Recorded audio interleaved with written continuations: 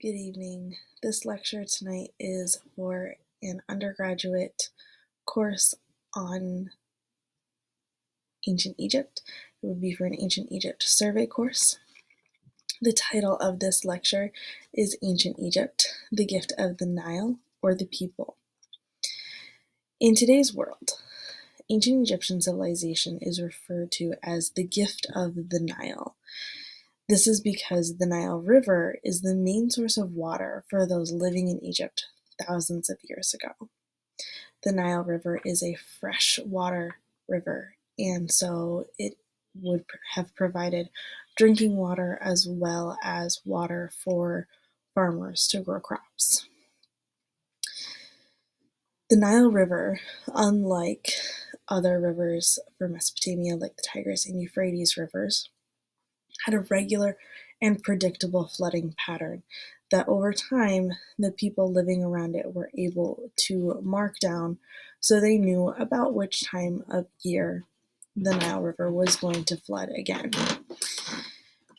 When the Nile River flooded, it would cover the land on its banks, and after those waters receded, it would deposit or leave behind a layer of silt that allowed people or farmers to grow their food for everyone that was living here.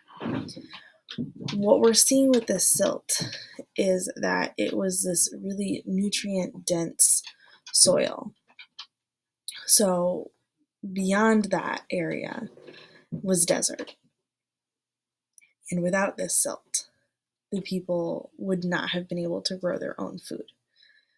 So the way the Egyptians designed their farms was the farmland was seated directly next to the Nile River, and their houses would have been on the edge of this farmland in the desert land.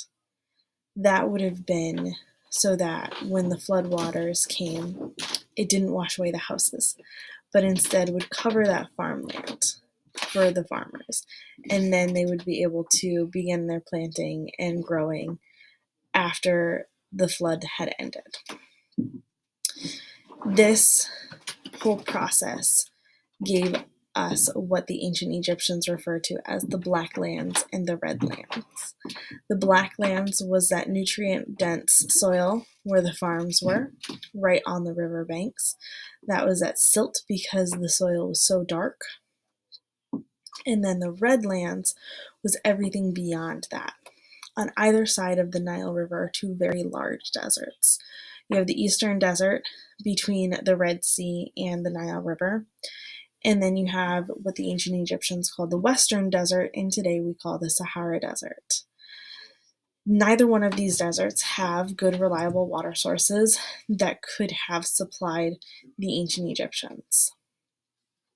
So their main water source, and really their only water source, was the Nile River.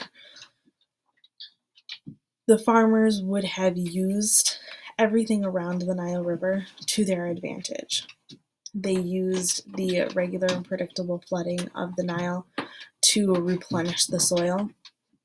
They would have then planted their crops and allowed them to grow and tended to those crops. They used other natural plants that grew in the area to help them do other things as well. During the flood season, the farmers would have been able to pay a portion of their taxes by going and working on the lands of the pharaoh or building monuments or any other civic projects that were going on either in their area or in another part of Egypt. This would have helped build up Egypt as well. Several of these monuments could have been the pyramids, temples, other large structures that were left behind, or the ruins were left behind. Could have also included many of the tombs for the pharaohs. Along with the labor of the farmers, we also saw a very large portion of slave labor being used in ancient Egypt during different periods of time.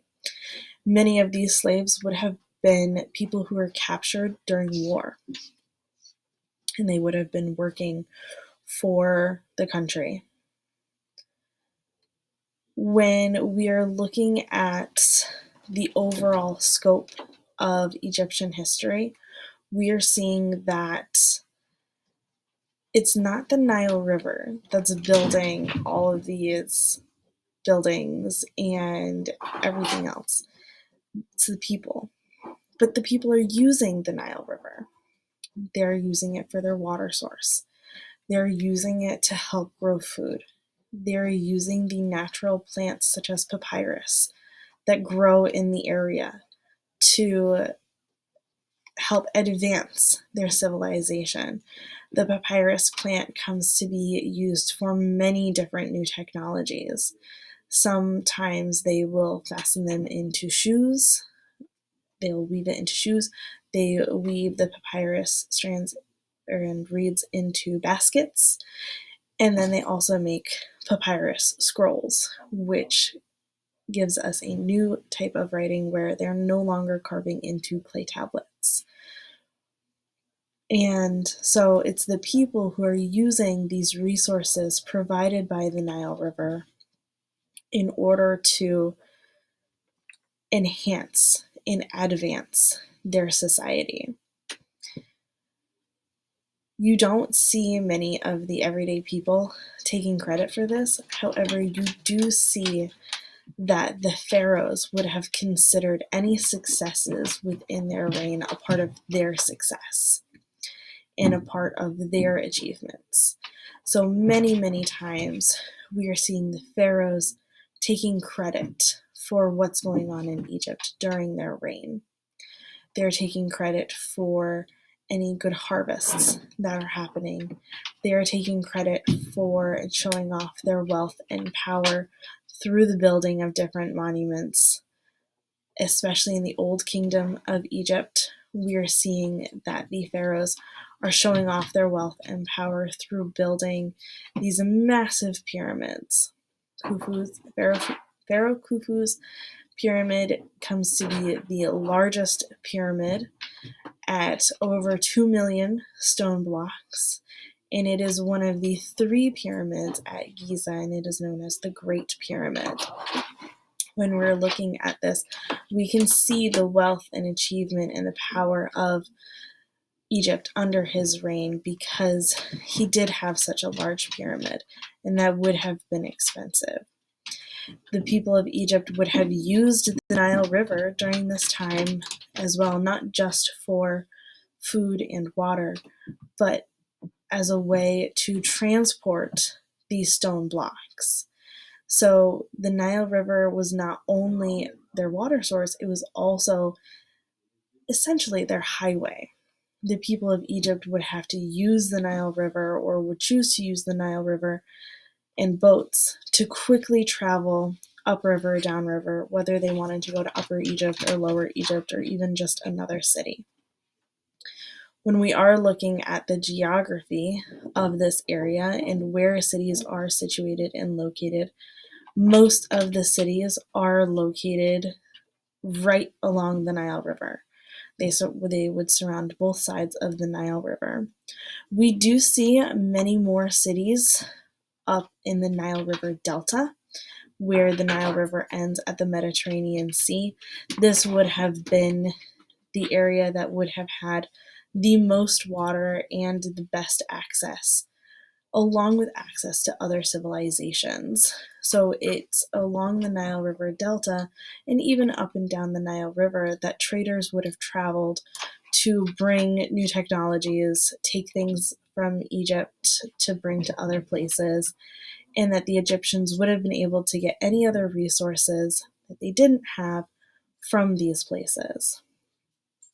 So then it brings into question whether the Nile River providing this transportation, water, and silt is enough to say that ancient Egypt is a gift of the Nile River, or whether it would be the gift of the people who saw this source and took advantage of it and were able to expand their knowledge in technology and really grow their group of people into what comes to be known as the ancient Egyptian civilization. Throughout the remainder of this course, students will be learning more about different pharaohs, along with other technologies and improvements that came from ancient Egypt. I hope you enjoyed this lecture tonight. Have a great evening.